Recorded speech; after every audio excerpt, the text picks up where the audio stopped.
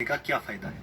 हमारे बॉडी की सबसे बड़ी आर्टरी आयोटा है, जो कि हार्ट के साथ कनेक्टेड है और लेफ्ट हैंड साइड में टिल्टेड है। आयोटा को डायरेक्टली हार्ट से खून मिलता है और वो खून हमारे लोअर पार्ट ऑफ बॉडी में जाता है। अब अगर हम लेफ्ट हैंड साइड में सोते हैं तो नेचुरल ग्रेविटेशनल फोर्सेस की वजह से हमारे हार्ट को आयोटा में खून पहुंचाने के लिए बहुत कम एफर्ट करना पड़ेगा, और जबकि ये एफर्ट बहुत ज्यादा होगा अगर हम राइट हैंड साइड में सोते हैं। अगर आपने अपने घर में पंप लगाए हैं तो आप इस प्रिंसिपल को आसानी से समझ सकते हैं कि पानी को ग्राउंड फ्लोर से 10th फ्लोर में पहुंचाना मुश्किल है, जबकि ये बहुत आसान है अगर आपको पानी को 10th फ्लोर से ग्राउंड फ्लोर में लाना है। इसलिए अगर आप पूरे दिन में 8 घंटे लेफ्ट हैंड साइड में सोते हैं तो वो 8 घंटे आप अपने बेस्ट फ्रेंड हार्ट की मदद कर रहे हैं। लेफ्ट हैंड साइड सोने का तीसरा फायदा होता है लिम्फेटिक सिस्टम को। लिम्फेटिक सिस्टम का ऑर्गन स्प्लीन हमारे बॉडी की लेफ्ट हैंड साइड में स्टमक के साथ होता है। स्प्लीन का बेसिक फंक्शन होता है खून को साफ करना और डैमेज्ड रेड ब्लड सेल्स को बॉडी से हटाना और इमरजेंसी कंडीशंस के लिए खून स्टोर करके रखना,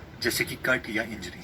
अब क्योंकि स्प्लीन को खून साफ करना है और लिम्फेटिक सिस्टम में कोई हार्ट की तरह पंप नहीं है, इसलिए खून मसल की कॉन्ट्रैक्शन से धीरे धीरे स्प्लीन तक पहुंचता है। और अगर आप लेफ्ट साइड सोते हैं और क्योंकि स्प्लीन भी लेफ्ट साइड है तो नेचुरल ड्रेनेज की वजह से खून स्प्लीन तक पहुंच सकता है और आप अपने स्प्लीन की भी मदद कर सकते हैं। हमें बीमारियां तब लगती हैं जब हमारी बॉडी वेस्ट प्रोडक्ट्स को हमारे खून से हमारी बॉडी से नहीं निकाल पाती, और लिम्फेटिक सिस्टम का यही काम है कि वो हमारे ब्लड से वेस्ट प्रोडक्ट्स को बाहर निकाले। इसीलिए आयुर्वेदा में सबसे पहले लिम्फेटिक सिस्टम को ही ट्रीट किया जाता है। इसीलिए अगर हम लेफ्ट साइड में सोते हैं तो हम हर रोज अपने हार्ट की, अपने लिम्फेटिक सिस्टम की और अपने डाइजेस्टिव सिस्टम की हेल्प कर सकते हैं। और अगर हम राइट साइड में सोते हैं तो हमारे बॉडी के ऑर्गन्स को ये हेल्प नहीं मिल पाती। नेक्स्ट स्लीपिंग पोजीशन आती है जब हम अपनी बैक पे सोते हैं।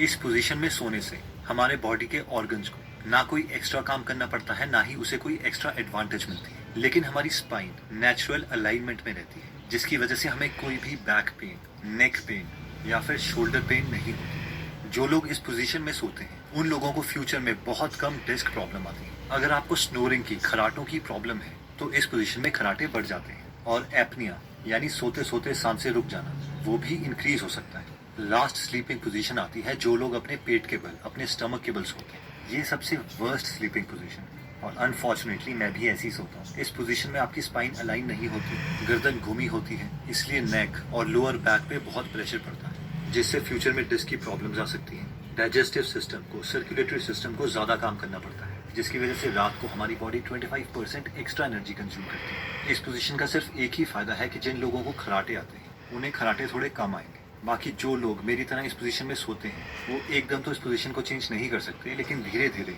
हमें इस पोजीशन से लेफ्ट साइड में सोने की ज्यादा प्रैक्टिस करनी पड़ेगी। स्लीप पोजीशन से भी इंपॉर्टेंट चीज आती है कि हम कितनी गहरी नींद ले सकते हैं, जिससे ये डिसाइड होता है कि क्या हम अपनी लाइफ बिना बीमारियों के जी पाएंगे या नहीं। तो अब हम देखते हैं वो छोटे चेंजेस जो हम अपने लाइफ में अप्लाई कर सकते हैं, जिससे हम बहुत गहरी नींद ले सकते हैं। सिर्फ 2 हार्मोन्स को समझकर हम अपनी नींद को काफी अच्छे लेवल तक समझ सकते हैं। ये 2 हार्मोन्स हैं मेलेटोनिन और कॉर्टिसोल। मेलेटोनिन को स्लीप हार्मोन भी कहा जाता है, क्योंकि जिस वक्त हमारे बॉडी के अंदर ज्यादा मेलेटोनिन होगा उस वक्त हमें बहुत